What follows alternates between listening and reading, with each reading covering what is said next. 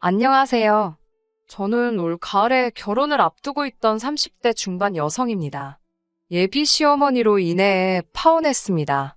전 남자친구도 저도 둘 다 완벽한 사람들은 아니지만 서로를 보듬고 안아주며 1년 반 정도 연애를 했어요. 그리고 결혼을 앞두고 결혼식장, 웨딩 촬영 전부 다 예약했었는데 지금은 모두 취소하고 헤어진 상태입니다. 예비 시어머니와는 처음 뵙기 전부터 감정이 좋지는 않았어요. 그 이유는 옛 직장 동료의 소개로 남자친구를 만났는데 당시 남자친구에게 결혼할 상대 아니면 적당히 즐기다 헤어지라고 하셨더라고요. 그 이야기를 마치 농담거리처럼 전달하는 남자친구에게도 예비 시어머니에게도 굉장히 불쾌했었지만 당시 연애 초반에 한창 좋았던 때라 참고 넘겼어요. 또 사귄 지 반년 정도 지났을 무렵 잘 만나고 있는 와중이었는데 남자친구에게 저랑 헤어지고 직업이 공무원인 여자를 만나라고 하셨더라고요. 지금 생각해보면 전할 말, 안 해도 될 말, 돈인지 된장인지 구분 못하는 남자친구가 제일 바보 천치였는데 그때는 그렇게까지 생각을 못했어요. 무엇보다 그 당시 속상했던 이유는 저를 만나기도 전에 미워하시는 것 같았고 다 큰 아들한테 이래라 저래라 하시는 게 좋아 보이지 않았거든요. 무튼 그러다 사귄 지 1년쯤 되었을 때 하도 저를 만나보고 싶다고 하셔서 처음으로 예비 시어머니와 만나게 되었습니다. 하지만 오가는 대화는 좋지 못했습니다. 저는 집안 사정으로 고등학교 졸업 후 전문대에 진학했습니다. 원래는 고등학교 졸업 후 바로 취업을 하려고 했는데 그래도 고3 때 담임 선생님이 전문대라도 나오는 것이 좋지 않겠냐고 추천해 주셔서 그렇게 되었어요. 좋은 성적 덕분에 2년간 장학금 받으며 다녔고 졸업 후엔 바로 취업이 됐어요.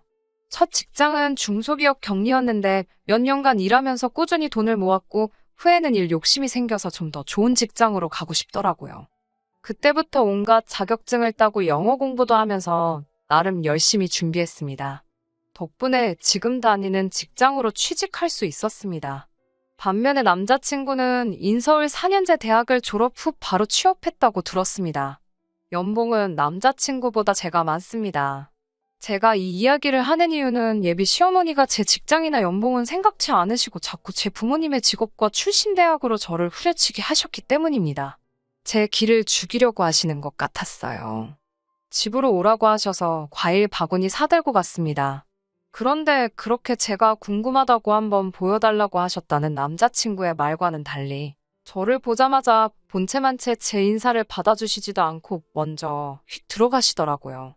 예비 시어머니가 혼자 식사 준비를 하시길래 좀 도와드릴까요? 라고 여쭸더니 됐다고 하셔서 좌불안석으로 거실에서 남자친구 옆에 있다가 식사를 하게 되었습니다. 그런데 정말 비위상해 죽는 줄 알았습니다. 밥을 먹으려고 한술 떴는데 밥그릇 바닥이랑 옆에 고춧가루랑 마른 밥풀 자국이 있더라고요. 순간 속으로 이게 무슨 상황인가 파악하려고 애써봤지만 이해가 되지 않더라고요. 먹는 척이라도 해야 하나 싶어서 수저를 이 근처로 가져갔는데 저도 모르게 헛구역질이 나오더라고요. 예비 시어머니가 밥상머리에서 뭐 하는 거냐고 한마디 하시고 예비 시아버지도 인상을 찌푸리셨어요. 남자친구도 왜 그러냐며 저를 쳐다봤다가 제 밥그릇을 보더니 깜짝 놀라더라고요. 그러더니 예비 시어머니한테 설거지 안 했냐고 뭐라 하더라고요. 그러자 예비 시어머니 하시는 말이 좀 전에 예비 신우가 밥 먹은 그릇에 그냥 한 그릇 더 푼 거라며 저한테 깔끔 떤다고 뭐라 하시더라고요. 결국 남자친구가 예비 시어머니한테 뭐라 하고 새 밥그릇으로 바꿔줘서 밥을 먹긴 했는데 밥이 코로 들어갔는지 입으로 들어갔는지 모르겠더군요. 결국 그날은 제대로 된 대화도 하지 못하고 기분만 상한 채 집으로 돌아왔습니다. 그리고 한 달 전쯤 다시 한번 예비 시어머니의 호출을 받고 남자친구 집에 가게 되었습니다. 예비 시댁이 경제적으로 여유가 있다는 건 이미 남자친구에게 들어서 알고 있었어요. 반면에 저희 집은 부모님 두 분이서 작은 음식점을 하시다가 작년에 그만두시고 지금은 저와 제 남동생이 드리는 용돈하고 연금으로 생활하고 계세요. 하지만 제가 남자친구보다 잘 버니까 딱히 제가 기가 죽거나 하지는 않았어요. 그런데 예비 시어머니는 그렇게 생각하지 않으시더라고요. 식사를 마치고 과일을 먹고 있는데 작심하신 듯이 막말을 쏟아내셨습니다. 전문대 나왔다면서 어떻게 그 직장을 다니냐고 물으시더니 그 직장은 사람 뽑는 기준이 다른 회사랑 다르냐고 물으시질 않나. 고졸하고 전문대졸은 차이가 뭐냐고 물으시고요. 무엇보다 너네 부모님은 뭐 하느라 자식들 4년제도 못 보냈냐고 부모님도 대학 못 나오셨냐고 하시더라고요.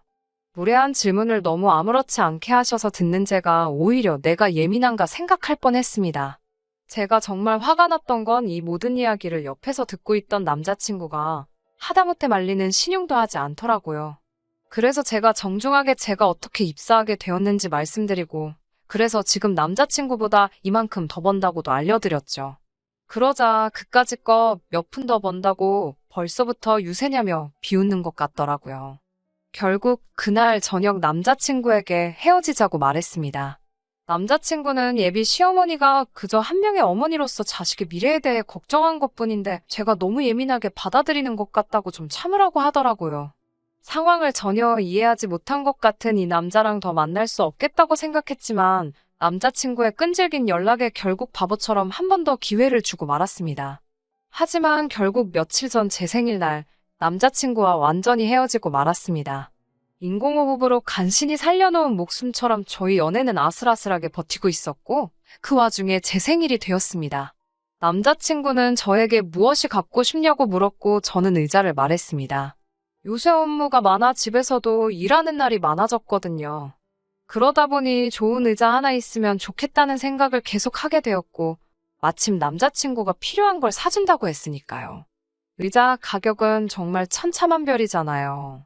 제가 갖고 싶었던 건 국내 브랜드의 30만 원대 제품이었습니다. 그런데 그 사실을 알게 된 예비 시어머니가 노발대발 난리가 나셨더라고요. 남자친구 말이 예비 시어머니는 저희 연애 이야기 듣기를 좋아하신대요. 제가 생각하기엔 좋아하시는 게 아니라 일거수일투족 궁금하셨던 것 같지만요. 아무튼 그날도 저희 연애 이야기를 캐물으시다 제가 생일이고 선물로 의자를 받고 싶어 한다는 걸 아시게 된 거죠. 남자친구 말에 의하면 크게 역정을 내셨다고 하더라고요. 좀 더 정확한 상황을 알아야겠다 싶어서 남자친구가 화장실에 간 사이 남자친구와 예비 시어머니가 주고받은 연락을 확인했습니다. 예비 시어머니는 정말 무서울 정도로 제 험담을 하고 계셨습니다. 저를 저급한 표현으로 부르고 계셨고 집가짓게 일을 하면 얼마나 한다고 유난을 떤다며 남자한테 벌써부터 뜯어낼 궁리나 한다고 생각하시는 것 같았습니다. 무엇보다도 남자친구는 예비 시어머니가 그렇게 저에 대해 떠들어대는 동안 단 한마디의 방어조차 시도하지 않았더라고요. 남자친구는 예비 시어머니에게 괜찮아라고 몇 번 보냈더라고요. 도대체 뭐가 괜찮다는 건지 전혀 납득이 되지 않았고 무엇보다 이 연락을 저에게 보여준 그 어리석음에 분노까지 치밀었습니다. 결국 그 모든 연락을 읽고 난 뒤 남자친구에게 더 말할 것도 없는 것 같다고 정말로 그만하자고 했습니다. 남자친구는 도대체 이유가 뭐냐고 묻더라고요.